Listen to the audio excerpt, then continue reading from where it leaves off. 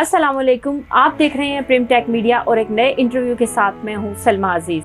कहते हैं पैशन और प्रोफेशन अगर एक हो जाएं तो कामयाबियां आपके कदम चूमने लगती हैं।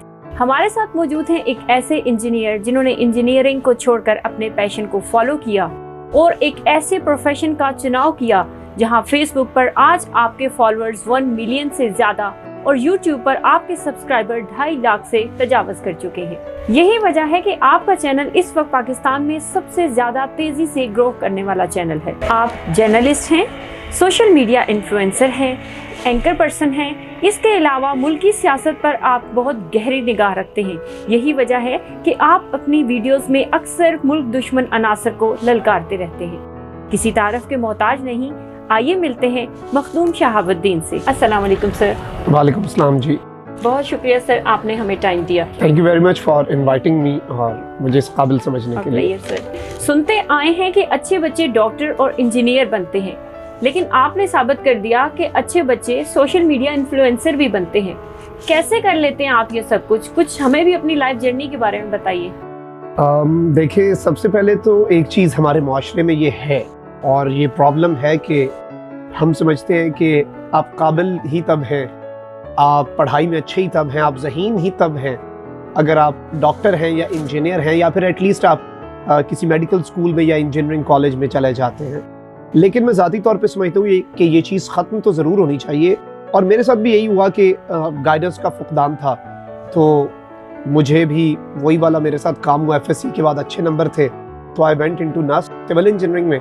लेकिन वहाँ जाकर जब मुझे ये एहसास हुआ कि मैं सिविल इंजीनियरिंग के लिए नहीं बना और सिविल इंजीनियरिंग मेरे लिए नहीं बनी और मैं तो किसी भी तरह से इंजीनियरिंग के लिए ही नहीं बना, तो फिर मैंने साथ ही साथ उसे छोड़ने के बजाय I started using social media as a platform. और सोशल मीडिया को मैंने एज अ प्लेटफॉर्म यूज़ करना स्टार्ट किया और उस पर कुछ वीडियोज़ बनानी शुरू की और आवाम की मोहब्बत थी जिसने काफ़ी पजीराई दी और काफ़ी सपोर्ट मिला, क्योंकि एक मोटिवेशन होती है when people listen to you, तो यू आर मोटिवेटेड इनफ कि आप मज़ीद कंटेंट दें उन्हें। तो बस उधर से ये सिलसिला चलता रहा और हादसाती तौर पे मैं सहाफ़त में लैंड कर गया और अल्लाह ताला का करम भी था और मैं ज़ाती तौर पे समझता हूँ कि आई वाज लकी इनफ कि मैंने अपने पैशन और प्रोफेशन जो है उन्हें एक करने में मैं कामयाब हो गया। यानी मैंने शुरू में इंजीनियरिंग को छोड़ा नहीं, अब मैं दूसरे तीसरे साल में छोड़ देता तो वो भी अच्छा नहीं था, तो मैंने घर वालों की खुशी के लिए उसे भी कंप्लीट किया। But by the time I completed my engineering, घर वालों ने मुझे खुद ही कहा कि अब तो तुम सहाफ़ी ही अच्छे हो, क्योंकि उसमें ऑब्वियसली हर एस्पेक्ट से वो देख रहे थे कि मैं इस फील्ड में एक्सेल कर रहा हूँ और दूसरी फील्ड में शायद मैं इतना एक्सेल ना कर पाता। तो अच्छे बच्चे कुछ भी कर सकते हैं क्योंकि हर फील्ड में हमें अच्छे लोगों की ज़रूरत है। अगर हम सिर्फ और सिर्फ अपने काबिल और ज़हीन बच्चों को डॉक्टर और इंजीनियर बनाते रहेंगे तो फिर हमारे पास शायद काबिल और ज़हीन डॉक्टर्स और इंजीनियर्स ही रह जाएं। उसके अलावा हर फील्ड में हमारे पास, ऑल्दो मैं ज़ाती तौर पे समझता हूँ कि निकम्मा कोई नहीं होता, लेकिन हमारा जो एजुकेशन सिस्टम है वो बहुत से बच्चों को लेबल कर देता है बचपन से कि आप निकम्मे हैं। तो इस तरह के लोग में बच जाए। किस तरह से आपके जो है ये सोशल मीडिया पर इतना अच्छा जो है आपने तरक्की की है, काफ़ी आप माशाल्लाह पॉपुलैरिटी हासिल कर चुके हैं यूथ में भी और सोशल मीडिया के बाकी प्लेटफॉर्म पे भी, तो इसके बारे में बताएं कि ऐसा क्या चमत्कार हुआ कि आपको यकदम इतनी जो है वो पॉपुलैरिटी मिल गई और आपकी वीडियोस जो हैं वो वायरल। वो मैंने सुना था कि कोई वीडियो बना के आप सो गए और सुबह जादू की कोई ऐसी वो चली हवा के वो वायरल होगी, वो बताइए। बिल्कुल, मेरा सोशल मीडिया का सफर भी हादसाती ही है, एक्सीडेंटल है। मैं बड़ा एक्सीडेंटली इस चीज में दाखिल हुआ। कहानी ये थी कि तकरीबन 4-5 साल पुरानी बात है, मैं नस्र में दूसरे साल में था, तो अचानक मैंने एक वीडियो बनाई और उस वक्त कॉन्सेप्ट नहीं होता था ये कि मेरे नज़दीक नहीं था कि मैं कोई पेज बनाऊं। वही अपनी प्रोफाइल होती थी, वही 200 लाइक्स आ जाएं आपकी डीपी पे तो आपको लगता था कि यू आर वेरी फेमस। तो मैंने एक वीडियो बना के, पोइट्री थी, वो पीस पढ़ा और सो गया। अगले दिन उठा तो इट वॉज वायरल, लोगों ने शेयर की, फिर वो डॉक्टर मुईद पीरज़ादा ने अपने टीवी शो में चलाई। मैं तो नज़दीक मैंने सोचा भी नहीं था कि मैं कभी टीवी पे आऊंगा, तो बस उधर से मोटिवेशन मिली। तो मैंने एक प्लेटफॉर्म बनाया, पेज है वो अभी भी है लेकिन अभी वो ज़रा इनएक्टिव है, मेरी आवाज़ सुनो के नाम से। तो उस पे मैंने ये वीडियो भी लगाई। तो उसके बाद हमने पोइट्री बेस्ड वीडियोस पहले 1-1.5 साल बनानी शुरू की। तो वॉइस ओवर होता था और पोइट्री होती थी। पोइट्री वो नहीं होती थी जो नॉर्मली हम सुनते हैं, पोइट्री होती थी पॉलिटिक्स के मुतालिक, सोशल इश्यूज के मुतालिक, आगाही के मुतालिक। तो हमने पोइट्री के प्लेटफॉर्म को यूज़ किया और इंटरेस्टिंगली हमारी दूसरी वीडियो जो थी उसे भी बहुत बड़ा बूस्ट मिला, इस तरह से कि वो वीडियो मॉडल टाउन किलिंग्स पे थी। तो उस वक्त के ऑपोजिशन के एक सीनियर रहनुमा और अभी के prime minister Imran Khan, so he uploaded our video and wrote, हमारा जो टाइटल था मेरी आवाज़ सुनो, उन्होंने लिखा कि मेरी आवाज़ सुनो is the voice of every Pakistani.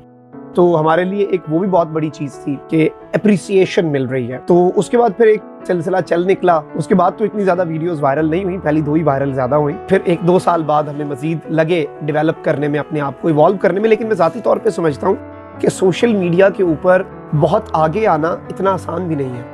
ये एक पूरी फील्ड है, इसकी एक पूरी स्ट्रेटजी है, इसके अंदर पूरी मगजमारी करनी पड़ती है। इसमें पूरी आपको मार्केट का जो एनालिसिस है, अपने कंपेटिटर्स का एनालिसिस। आप अगर मेरे से अभी पूछें कि YouTube पे आपकी वीडियो लगती है, 50 पाकिस्तानी और वीलॉगर है, वो किस टाइम पे वीडियो लगाते हैं, मैं आपको उनका एग्जैक्ट टाइम भी बता दूंगा कि फलाना एंकर जो है वो 7:45 पे वीडियो लगाता है सुबह पहली, और उसकी अगर ज्यादा व्यूअरशिप है तो मेरी वीडियो 7:15 बजे लगेगी उससे पहले। तो बहुत सी ऐसी चीजें हैं जिनका आपको इदराक होना चाहिए, क्योंकि आप हर चीज को देख रहे हैं। आपको अपने कंपेटिटर्स का, आपको मार्केट के अंदर अपने कॉम्पिटिशन का और मार्केट में आप किधर स्टैंड करते हैं उसका जरूर इल्म होना चाहिए। साथ ही साथ एक चीज जिसमें मैंने कभी कॉम्प्रोमाइज नहीं किया वो थी पर्सनल ब्रांडिंग। एक तो होता है कि आप कोई पेज बनाएं, कोई ब्रांड बना लें।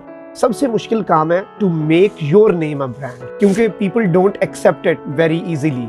यानी अगर मैं कोई एक फलाना न्यूज बना दूं पेज, उसे लोग जल्दी एक्सेप्ट कर लेंगे, लेकिन एक नाम को लोग भी शेयर करते हुए हिचकिचाते हैं और एक साइकोलॉजिकल इशू होता है।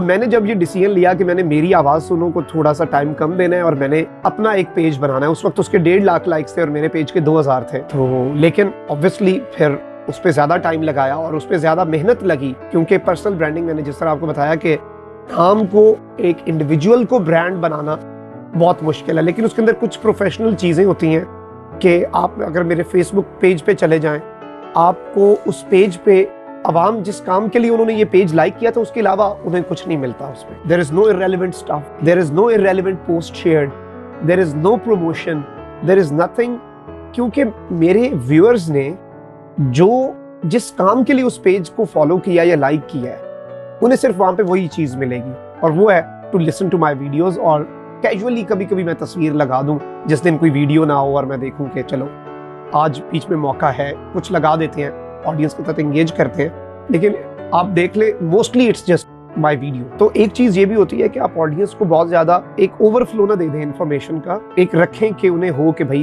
इसके पेज पे जाएंगे सिर्फ इसकी वीडियो मिलेगी, मैंने जिस काम के लिए किया है ये पेज लाइक। तो ऑडियंस को तंग नहीं करना आपने, तंग करेंगे तो सोने की मुर्गी है और आप ज़िबा करके खा लेंगे। तो अगर हम लालची होके भी देखें और रेवेन्यू के हिसाब से भी देखें, क्योंकि एक बहुत बड़ी इंडस्ट्री है, इतने लोग पैसे कमा रहे हैं इससे कि ये मेन स्ट्रीम मीडिया को बहुत पीछे छोड़ चुका है। इस वक्त आपके जितने एंकर्स हैं उन्हें कोई भी चैनल उतने पैसे नहीं दे रहा, टॉप एंकर से लेके सबसे छोटे वाले को, जितने वो YouTube से कमा रहे हैं। और Facebook से फिर कुछ कमा रहे हैं, कुछ नहीं कमा रहे, लेकिन एक अलग चीज़ है, 1-2 महीने तक सबका शुरू हो जाएगा। लेकिन आप ये देखें कि किस तरह से इस चीज़ ने रिप्लेस भी कर लिया। तो सोशल मीडिया इस वक्त मैं समझता हूँ जो ये कहता है कि social media is the future, social media is the future, उसका अपना फ्यूचर बड़ा डार्क है, क्योंकि social media is not the future, social media is present, अभी वो हाल में है। क्योंकि जब सोशल मीडिया 5 साल बाद मुकम्मल तौर पे इलेक्ट्रॉनिक मीडिया को ओवरटेक कर लेगा और आप उस वक्त घर में आराम से बैठे हुए सोचेंगे अब मैं सोशल मीडिया पे आता हूँ, तब जो ये 5-6 साल से काम कर रहे हैं वो आपको वहां पे जगह ही नहीं बनाने देंगे। आपने अभी से जगह बनानी है टू सिक्योर योर फ्यूचर। अभी भी आप देख लें, मार्केट में इतनी डेंसिटी है, आप किसी प्लेटफॉर्म पे आए तो उधर इतने ऑप्शंस हैं आवाम के पास, आप जितने अच्छे कंटेंट क्रिएटर हैं आपको आवाम एक दिन में भूल जाती है। और ये एक दिन में उस कंटेंट क्रिएटर के लिए कह रहा हूँ जो 5 साल से काम कर रहा है और मिलियंस में उसके फॉलोअर्स हैं। They will get another source, an alternate source of information. I have tried that as well.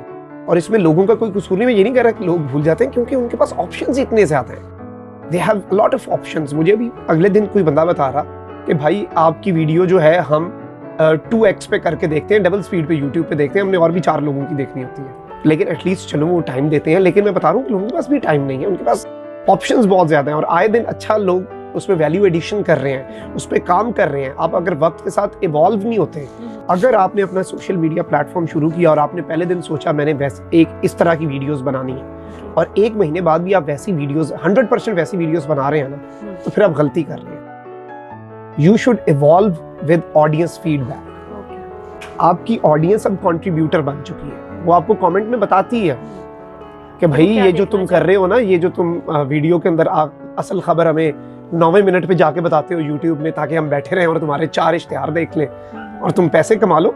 अवाम बहुत सियानी है, अवाम को सब पता है। तो फिर हमारी कोशिश ये होती है कि हम उन्हें एटलीस्ट उस 9 मिनटों के अंदर कोई अच्छी इन्फॉर्मेशन, ज़्यादा इन्फॉर्मेशन दे दे, बनिस्बत इसके कि कोई और वीलॉगर उन्हें इधर उधर की बातें करके बस घेरे रखे। आपने माशाल्लाह आला तालीम भी हासिल की, मुख्तलिफ कोर्सेज भी जो हैं वो आप करते रहे अपने इस फील्ड में मज़ीद अच्छा आगे बढ़ने के लिए। अभी भी आप बैरून मुल्क जो है स्कॉलरशिप पे स्टडी कर रहे हैं, और हमारी खुशकिस्मती कि अभी आप जो छुट्टी आए पाकिस्तान तो हमने आपको जो है अप्रोच किया, आपने हमें टाइम दिया। मुझे ये बताइएगा कि आप जिस तरह से आप नौजवानों के लिए जो है सोशल मीडिया कैपेसिटी बिल्डिंग की ट्रेनिंग ऑनलाइन स्टार्ट करवाई थी, नौजवानों को बहुत अच्छा रिस्पांस आया था, और स्टिल वो इस चीज़ पे हैं कि वो इंतज़ार में हैं कि कब ये दोबारा लॉन्च होगी।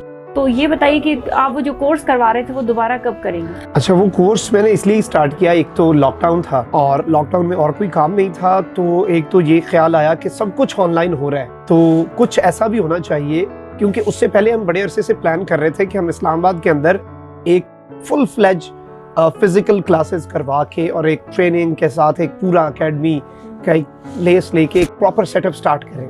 तो फिर कोविड आ गया और कोविड में मुझे फिर ये ख्याल आया कि ये करना चाहिए, और ऑनलाइन अब सबको आदत भी हो चुकी है, लोग समझ चुके हैं कि ऑनलाइन भी हो सकता है, घर बैठ के भी हो सकता है। और उसमें बहुत से लोगों का इस तरह से भी फ़ायदा हुआ कि कुछ स्टूडेंट्स, तो आप देखें कि मैं जब स्टूडेंट्स का अगले दिन डाटा देख रहा था, जो 2 बैच हमारे गुजरे, हमारे पास सिर्फ 5 या 10% लाहौर, इस्लामाबाद, कराची के होंगे। ज़्यादातर उन शहरों से हैं जिन शहरों के स्टूडेंट्स आम दिनों में भी, नॉन कोविड डेज में भी या प्री कोविड डेज में भी शहरों में, बड़े शहरों में आके नहीं कर सकते थे। तो मुझे भी यही था कि वो एक शेर है शायर लुधियानवी का कि दुनिया ने तजुर्बात व हवादिस की शक्ल में जो कुछ मुझे दिया है वो लौटा रहा हूँ मैं।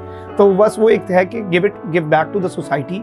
और मैं ज़ाती तौर पे समझता हूँ कि बहुत से लोगों की शुक्र की डेफिनेशन या फिर अल्लाह ताला का शुक्र अदा करने की डेफिनेशन बड़ी मुख्तलिफ होती है हर बंदे की।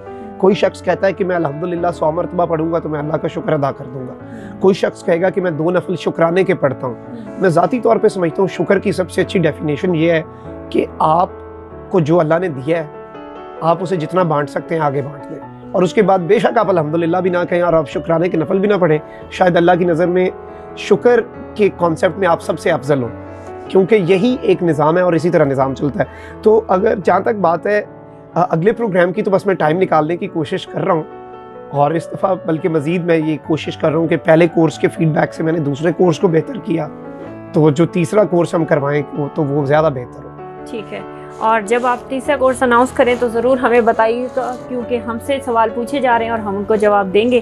और अच्छा ये बताइए कि आपकी अक्सर वीडियोस में वतन के साथ मोहब्बत जो है वो बहुत ज़्यादा दिखाई देती है, और आप कई जगहों पे जो है वो इमोशनल हो जाते हैं और दुश्मन को जो है सरेआम ललकारने लग पड़ते हैं। तो कभी आपको दुश्मन की तरफ से मुखालफत का सामना नहीं करना पड़ा?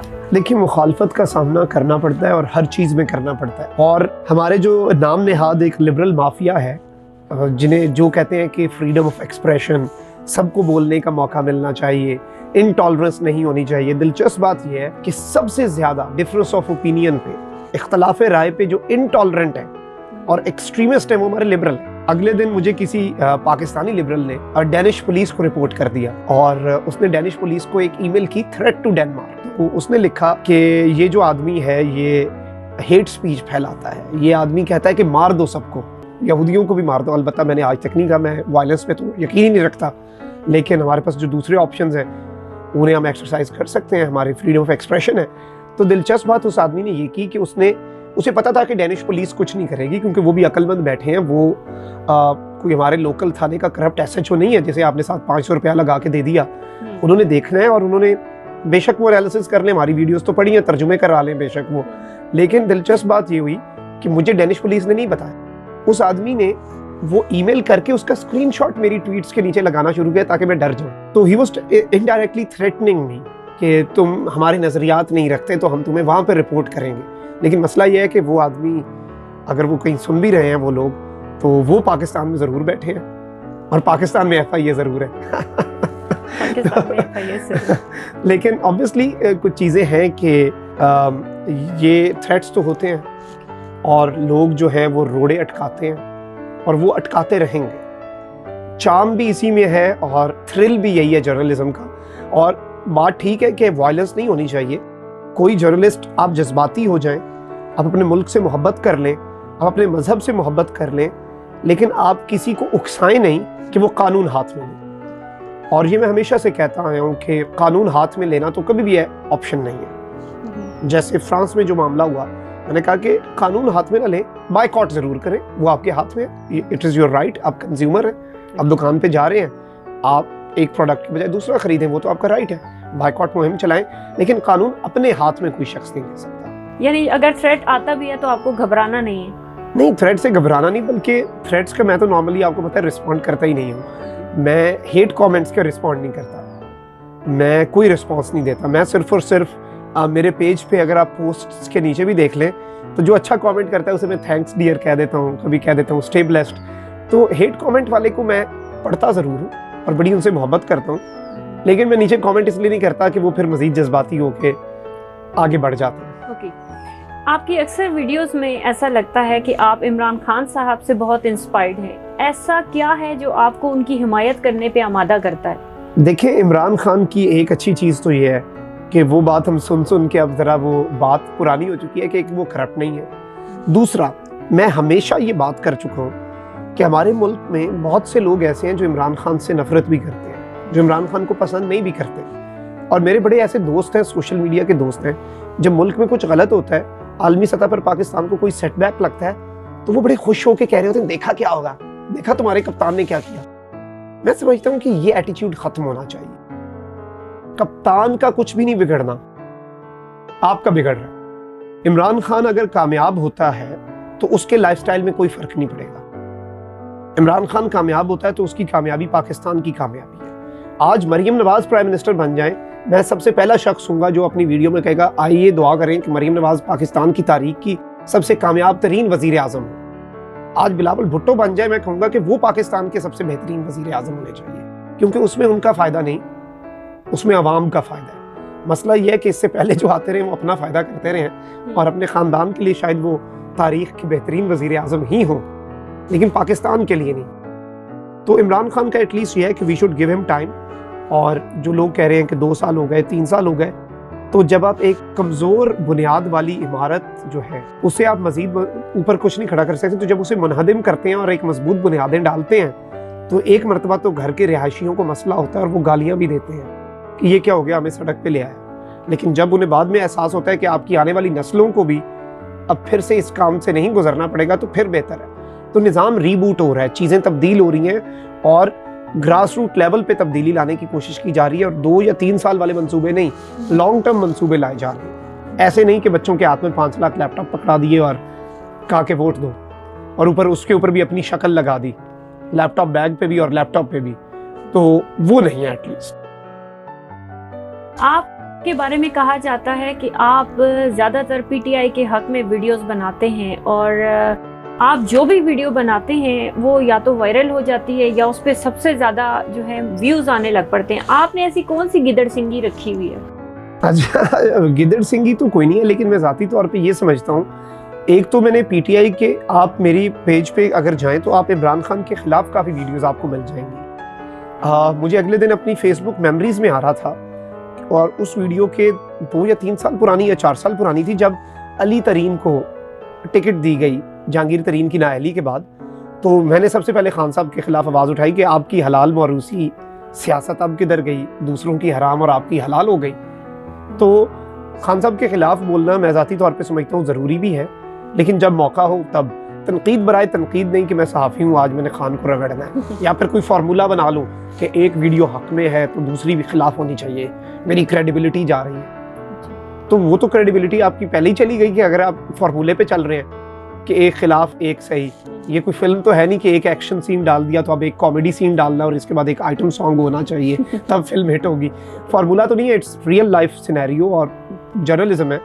लेकिन मैं समझता हूँ कि इमरान खान के खिलाफ बोलना चाहिए, और अगर इमरान खान साहब को ये बात बुरी लगती है कि उनके खिलाफ कोई बोल रहा है और पीटीआई वालों को ये बात बुरी लगती है कि उनके खिलाफ कोई बोल रहा है, तो वो इमरान खान के पुराने बयान सुने, जिसमें इमरान खान कह रहे हैं कि मैं आपसे ये दरख्वास्त करता हूँ नौजवानों से कि अगर मैं कुछ गलत करूं तो मेरे बारे में बोलो, नून लीग वाले सपोर्टर ना बनो, पीपल्स पार्टी वाले सपोर्टर ना बनो। अगर आप पढ़े लिखे हो तो बताओ पढ़े लिखे। तो दूसरा सवाल का आपका जो हिस्सा था कि चलती क्यों है, उसके अंदर एक चीज़ का मैं हमेशा बड़ा ख्याल रखता हूँ। I always try to represent the audience. I always think questions के अंदर भी जब मैं कोई इंटरव्यू करूं तो मैं इंटरव्यू की तैयारी बड़ी कम करता हूं। मैं ज़ाती तौर पे अगर किसी पर्सनालिटी का इंटरव्यू कर रहा हूं उसमें तो मेरी एक कोशिश ये होती है कि मैं उस पर्सनालिटी का जो इंटरव्यू है उस पर्सनालिटी के ऊपर रिसर्च कर लूं कि वो आदमी क्या है, वो कैसा है, क्यों है।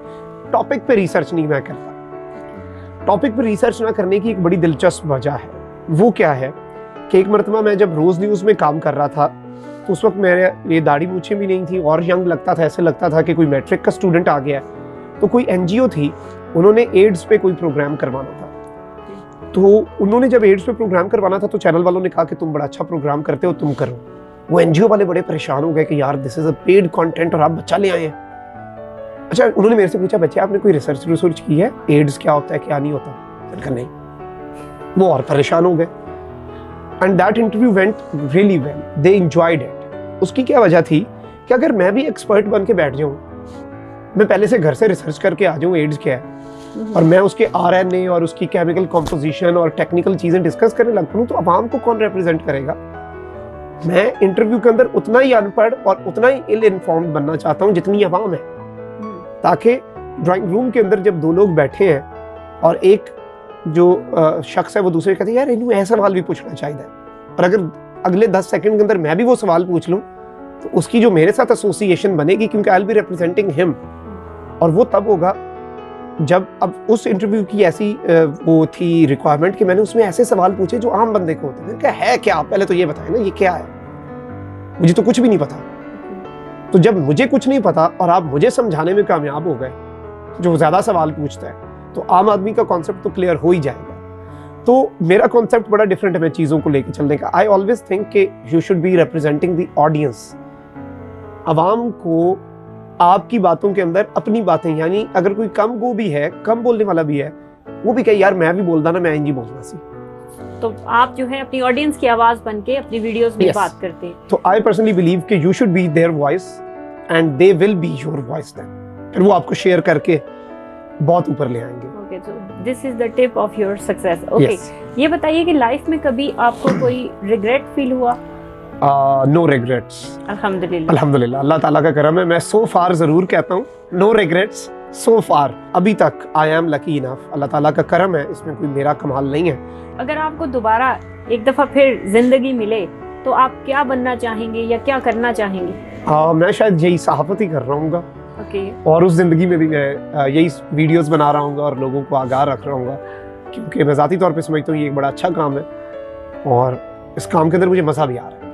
जब मैं न्यूज़ चैनल में होता था तो मुझे एक बात याद आई। एक दिन 8 घंटे की शिफ्ट होती थी और जब मुझे कोई कहता था ना कि ब्रेकिंग न्यूज़ है यार 2 घंटे और बैठ जाओ, ये हमारे चैनल से कौन सा एक्स्ट्रा पैसे दे देने होते हैं, ये जो दे रहे हैं वही दे दें तो बड़ी गनीमत होती है। एक्स्ट्रा उन्होंने क्या ओवर टाइम का देना, तो लेकिन उसमें मुझे बुरा नहीं लगता था। मैं कहता था यार 2-3 बैठ जाता हूँ, because I was enjoying it so much.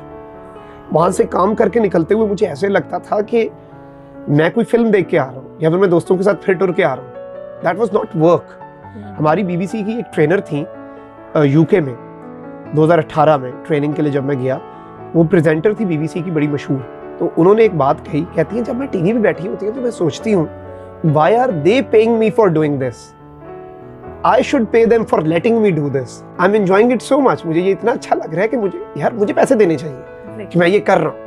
जैसे कासिम अली शाह साहब कहते हैं ना कि पैशन का आपने अगर पता करना हो कि क्या है तो वो कोई ऐसा काम जिसको बिना पैसे आप करते चले जाएं और आप थके भी नहीं। एग्जैक्टली। तो ये आपका पैशन है। बिल्कुल। मुझे लगता है सोशल मीडिया पे 4 साल 1 रुपया कमाए बगैर वीडियोस बनाई। ओके।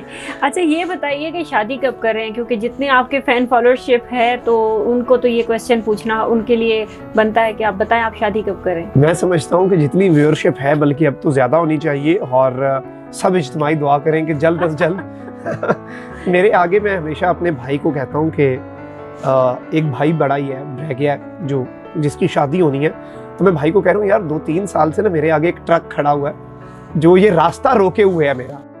तो मैंने उसे बताया कि कभी ट्रक सलफ मारता है ताकि मुझे एहसास होता है कि यार ट्रक हटेगा, लेकिन अभी मैंने उसे एक बड़ा अहम पैगाम पहुंचवाया है मुख्तदर हलकों की मदद से, और मैंने उसे कहा है कि देखो मेरा पीछे CD70 खड़ा है और मैं सिर्फ एहतराम में इस ट्रक का इंतजार कर रहा हूँ कि ये गुजर वरना जाए, मैं ओवरटेक, वरना मैं साइड से मैंने फुटपाथ पे चढ़ा के निकल जाना। तो ये चांसेस हैं कि आप फुटपाथ पे चढ़ा के भी निकल हाँ, जाएं। हो सकता है, लेकिन सबर का पैमाना लबरेज हुआ। इस साल में कोई खबर आ सकती है और अगले साल कुछ हो सकता है। चले, हम अच्छे की उम्मीद रखते हैं और अल्लाह मुबारक करे उस अच्छी खबर को हमें भी सुनवाए। ये बताइए कि सोशल मीडिया पर अक्सर सच और झूठ मिली खबरें गर्दिश करती रहती हैं। एक आम आदमी कैसे जो है वो पता लगाए कि ये जो खबर है ये ऑथेंटिक है, सच है या झूठ है? मैं ज़ाती तौर पे समझता हूँ कि अब तो ऑनलाइन इतने कोर्सेज और इतनी वीडियोस आ चुकी हैं, बल्कि मैं खुद एक वीडियो पे काम कर रहा हूँ कि उर्दू में आम लफ्ज़ों में लोगों को 8-9 मिनट में मैं ये समझाऊँ कि आपने फैक्ट चेकिंग कैसे करनी है। और फैक्ट चेकिंग टेक्निक्स इतनी आसान है कि आज मैं एक तस्वीर लगाता हूँ इमरान खान साहब के साथ, और आप कहते हैं ये इमरान खान साहब के साथ कैसे पहुंच गया। तो अगले दिन हुआ मेरे साथ ऐसा, एक शख्स थे और वो इमरान खान साहब के साथ उन्होंने तस्वीर लगाई और बड़ी अच्छी तस्वीर, नीचे लोग माशाल्लाह कह रहे हैं, और उस तस्वीर के अंदर वो शख्स अपने अकड़ में खड़े हुए हैं और खान साहब ऐसे कर रहे हैं। मैंने कहा खान साहब तो ऐसे नहीं कर सकते, इस आदमी के आगे तो वैसे ही नहीं कर सकते। तो उसके बड़े नॉर्मल तरीके होते हैं। हम गूगल इमेज सर्च पे जब जाते हैं, तो गूगल इमेज सर्च पे जब आप जाएं तो हम तो सिर्फ नाम लिखते हैं और इमेजेस लेते हैं। आप उस इमेज को अपलोड करें तो उस इमेज से मैचिंग असल इमेज वो दे देता है। अच्छा, मैंने वो इमेज उसमें डाली, मुझे पता चला वो मिस्र के कोई कारी आए हुए थे जिन्हें खान साहब ऐसे झुक के मिल रहे थे, तो उसने मिस्र के कारी की शक्ल पे अपनी शक्ल लगा दी। तो बहुत सी ऐसी, ये तो छोटी सी मिसाल है, लेकिन सोशल मीडिया पे फैक्ट चेकिंग मैं समझता हूँ इतनी ज्यादा टेक्निक्स हैं कि आप 2 मिनट में बता सकते हैं, लेकिन हमें अपनी आवाम को आगाही देनी होगी कि वो खुद फैसला कर सके। वो मेरे पे भी रिलाई ना करें, हो सकता है मैं भी कभी गेम कर जाऊं उनके साथ, और इसका बहुत चांस है। हर बंदा कोई ना कोई एजेंडा जरूर दे रहा होता है। वो एजेंडा बेशक वो सोच समझ के ना दे रहा हो, उसकी अपनी आइडियोलॉजी हो, उसका अपना ये मानना हो, और वो उस खबर को उस तरह से प्रेजेंट कर दे आपको, लेकिन अवाम को खुद ये फैसला करना होगा। यानी मैं हमेशा ये कहता हूँ कि जो शख्स ARY देख रहा है ना, वो जियो जरूर देख ले, जरूर देखे, माने बेशक जिसे मर्जी, ताकि वो फैसला जरूर कर सके। क्योंकि हम अगर ये कहें कि मुझे अब ये नहीं पता कि ये इंटरव्यू कैसा चलना चाहिए या नहीं, कल को काम भी करना पड़ सकता है, लेकिन हम अगर ये कहें कि जियो बायस्ड है और ARY बायस्ड नहीं है तो ये गलत होगा। चलें, अब फिर थोड़ा रैपिड फायर हो जाए। जी जी, मैं कुछ नाम लूंगी, आपके जहन में जो पहला ख्याल आएगा उस नाम को सुनते ही एग्जैक्टली वही मुझे आप बताएंगे। ठीक हो गया। नवाज शरीफ, करप्ट, जरदारी, चालाक, मौलाना Fazlur Rahman, fuel, fuelling the fire. मैंने कोई फ्यूल की टाइप्स का जिक्र नहीं किया। वो डीजल नहीं कहना नहीं, मैं वो नहीं कह रहा, मैं कह रहा हूँ वो आग लगाते हैं मामले के अंदर। बड़े अच्छे सियासतदान हैं। Okay okay. Sadiq Jan, talented, hard work, Talat Hussain, hard working in a very negative sense, Jannat Mirza, beautiful, Hareem Shah. Controversial. Okay, अब बताइएगा आपका पहला क्रश। इसमें कुछ पर्दा नशीनों के भी नाम आते हैं। ओके, सो आप भी वही कहना चाहेंगे जो मेरे टीचर कह रहे थे कि सब कुछ बता दूं, बेस्ट फ्रेंड बना दूं। हाँ, सब कुछ नहीं बताया जाता। ओके, सब कुछ नहीं बताते। तो best friend. I have a lot of friends, but I've never thought कि any one of them is my best friend. Maybe it's me myself. मासी मुसीबतें, काफी हैं। पहला किसका माइंड में आता है? आ नहीं रहा। Name one. सियासत की या पाकिस्तान की? जिसको भी आप मासी मुसीबतें समझते हैं। मरियम नवाज। अमनो सुकून। पाक फौज। पाक फौज। बहादुरी। सहाफत। तंजीम साजी। दिन में करनी चाहिए, वरना मार पड़ जाती है। ओके। बारिश। शहबाज शरीफ और उनके लॉन्ग बूट, और लाहौर के अंदर फोटो सेशन। ये बताइए कि तनकीद को कैसे जो है वो टैकल करते हैं? देखिए, तनकीद के मुतल्लिक और हेट के मुतल्लिक, तनकीद तो बड़ी अच्छी चीज़ है। सोशल मीडिया पे आपको हेट का सामना करना पड़ता है। नफरत जो है उसका बड़ा एक दिलचस्प कॉन्सेप्ट है। सबसे पहले तो आपको ये रियलाइज़ करना है कि अगर आपके हेटर्स नहीं हैं, अगर लोग आपसे इख्तलाफ नहीं कर रहे, तो फिर आप कर क्या रहे हैं? फिर आप ज़रा रीथिंक करें कि आप अपनी जो पूरी पॉलिसी है उसे एक दफ़ा रीएवैल्यूएट कर लें बेशक, क्योंकि मैं ज़ाती तौर पे समझता हूँ कि आपके सपोर्टर्स भी होते हैं और हेटर्स भी होते हैं। लेकिन हेटर्स के मुतालिक मेरा जो कॉन्सेप्ट है वो ये है कि आपने कभी भी ये नहीं सोचना कि ये शख्स मुझसे नफरत करता है। सोशल मीडिया पे जो मुझे गंदी गालियाँ भी देते हैं वो भी मुझसे नफरत नहीं करते, उन्हें खुद नहीं पता। उसकी वजह यह है कि वो मेरी वीडियो सुनते हैं, वो मेरा कंटेंट देखते हैं, पूरा देख के उसके बाद गाली देते हैं। तो दे एक्चुअली वांट टू सी मी, वो इंतजार करते हैं। वो आपको इनबॉक्स में एक बंदा मैसेज करता है और कहता है कि इस इशू पे तो बड़ी बकवास करते हो, उस इशू पे क्यों नहीं बोले। मतलब वो 3 दिन से इंतजार कर रहा है, पता नहीं कितनी मर्तबा आया होगा मेरे पेज पे देखने के लिए कि मैं इस इशू पे बकवास की है कि नहीं। वो बकवास सुनने के लिए आ रहा है, उसे खुद नहीं पता, ताकि वो जवाब में गाली दे सके। तो basically you either have people who love you and then you have people who love to hate you. जैसे एक अच्छा विलन होता है ना, आप उसे देखना चाहते हैं लेकिन आपको फिल्म के एंड पे वो अच्छा नहीं लग रहा होता, लेकिन यू नो कि you like him deep down, you because you are watching them.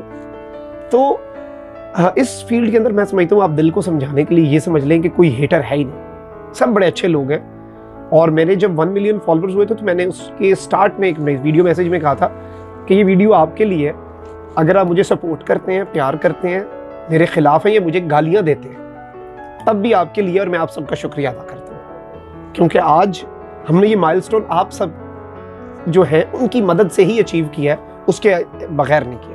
Social media influencer होने के नाते नौजवानों को क्या पैगाम देंगे, खास तौर पर वो नौजवान जो कि सोशल मीडिया पर हैं लेकिन व्यूज़ और सब्सक्राइबर्स की कमी की वजह से डीमोटिवेट हो जाते हैं? देखिए, मैं एक चीज़ हमेशा कहता हूँ कि जो आदमी ये कहे कि मुझे व्यूज़ और सब्सक्राइबर्स नहीं चाहिए, वो बड़ा गलत बयान नहीं कर रहा है। ये सब कुछ हक है आपका अगर आप मेहनत कर रहे हैं, लेकिन अगर नहीं आ रहे तो हमें बहुत सी चीज़ों को रीएवैल्यूएट ज़रूर करना चाहिए। जैसे मैंने आपको कहा, आपको मार्केट का एनालिसिस, मार्केट की स्ट्रेटजीज के आपके कंपेटिटर्स। मैं ज़ाती तौर पे एक बात कहता होता हूँ, work until your idols become your rivals. आप अपना करियर शुरू करते हुए जिस शख्स को आइडियलाइज कर रहे हैं, अगर आपके करियर के अंदर वो वक्त नहीं आता कि वही जिस शख्स को आप आइडियलाइज कर रहे हैं वो एक दफ़ा बैठ के सोचे, यार ये बच्चा कल का काम खराब कर रहा है, हमारी रीच कम कर दी है इसने, तो फिर मज़ा क्या। और ये बुरी चीज़ नहीं है, हेल्दी कंपटीशन है, मार्केट सर्वाइव इस तरह करेगी, बेहतर चीज़ें इस तरह से निकलेंगी। अगर आज कोई मुझे देख के मेरे से इंस्पायर होके कुछ स्टार्ट करता है तो उसका पहला आइडिया और उसका पहला टारगेट पता है मैं ही होना चाहिए, कि वो मुझे रिप्लेस करे और मेरे लिए सरदर्द बन जाए। In a positive sense, like it's very good, it's healthy competition. मैंने जिस साफी को देख के ये सोचा होगा कि मैंने साफत करनी है 3-4 एंकर्स को, तो मैं ये चाहता हूँ कि मेरी जिंदगी में मैं उन एंकर्स के स्लॉट पे आके उनकी रेटिंग को बीट करूँ।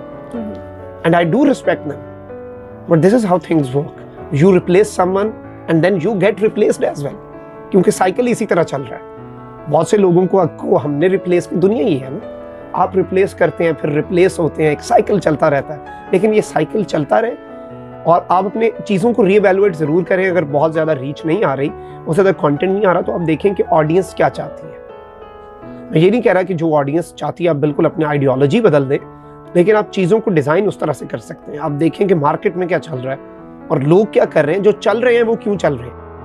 बहुत शुक्रिया शहाब साहब, आपने हमें अपना कीमती वक्त दिया। Thank you. नाज़रीन, कहते हैं कि अगर आप जिंदगी में कभी नाउम्मीद होने लगे तो किसी एक ऐसे शख्स को तलाश करें जो अपनी जिंदगी में पुरुम्मीद हो। आप उसके साथ 10 मिनट गुजार लें, आप जिंदगी की जंग लड़ने के लिए तैयार हो जाएंगे। हम उम्मीद करते हैं कि आज की इस वीडियो से आपको स्ट्रॉन्ग मोटिवेशन मिली होगी। अपनी मेजबान सलमा अजीज को इजाजत दीजिए। अल्लाह हाफिज।